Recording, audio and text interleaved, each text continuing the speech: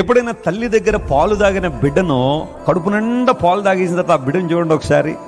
ఆ ఒడిలోనే ఇంకో మాటలో చెప్పాలంటే ఇంక ఈ ప్రపంచంలో నాకు ఏం అక్కర్లేదు అన్నట్టుగా, నాకు కావలసిన దొరికేసింది, ఇంకేమీ నాకు అక్కర్లేదు అన్నట్టుగా ఆ ఒడిలో పిల్లలు పడుకుంటారు చూసారా, చాలా క్యూట్గా ఉంటుంది ఆ దృశ్యం. నేను చెప్పే మాట ఏంటంటే, కొన్నిసార్లు దేవుని దగ్గరికి వచ్చినప్పుడు ఆయన మనల్ని ఎలా ఆదరిస్తాడనేది మనకు అనవసరం. బట్ ఇక్కడ నేర్చుకోవాల్సిన విషయం, ఖచ్చితంగా ఆయన మనల్ని ఏం చేస్తాడు, ఆశీర్వదిస్తాడు. ఆ బ్రెస్ట్ మిల్క్ గురించి ఆ బిడ్డకి ఏం తెలీదు. అందులో ఏముంటాయి, తల్లి పాలల్లో ఏమేం పదార్థాలు ఉంటాయి, అవి ఎందుకు బిడ్డకి సాటిస్ఫాక్షన్ ఏం తెలియదు ఆ బిడ్డకి.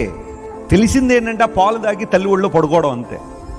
Sometimes we try our best what God is doing in our lives. దేవుడు ఏం చేస్తున్నాడండి, ఆయన ఏం చేస్తాడండి, నాకు అన్ని డీటెయిల్స్ కావాలన్నట్టుగా కొంతమంది దేవుణ్ణి దబాయించే వాళ్ళు చాలా మంది ఉంటారు. Probably you don't know all those things. నువ్వు కొన్నిసార్లు తెలుసుకోవాల్సిన అక్కర్లేదు. ప్రభు నీ గురించి పనిచేస్తున్నాడు అంతే. దేవుని నామమున స్తోత్రం కలుగును గాక. ఆయన నమ్ము, విశ్వసించు, ఆయన యందు విశ్వాసం ఉంచు.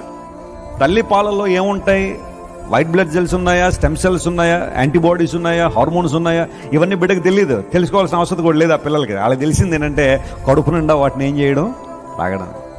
దేవుని దగ్గరికి మనం వచ్చినప్పుడు కూడా దేవుని మీద అలాగే ఆధారపడాలి. అందును బట్టి అంటాడు, ప్రభు దగ్గరికి వచ్చిన తర్వాత నా ప్రాణాన్ని సముదాయించుకుంటున్నాను, నా కొరకు కార్యాలు చేస్తున్న దేవుని మీద నేను విశ్వాసం ఉంచుతున్నాను, నమ్మిక ఉంచుతున్నాను.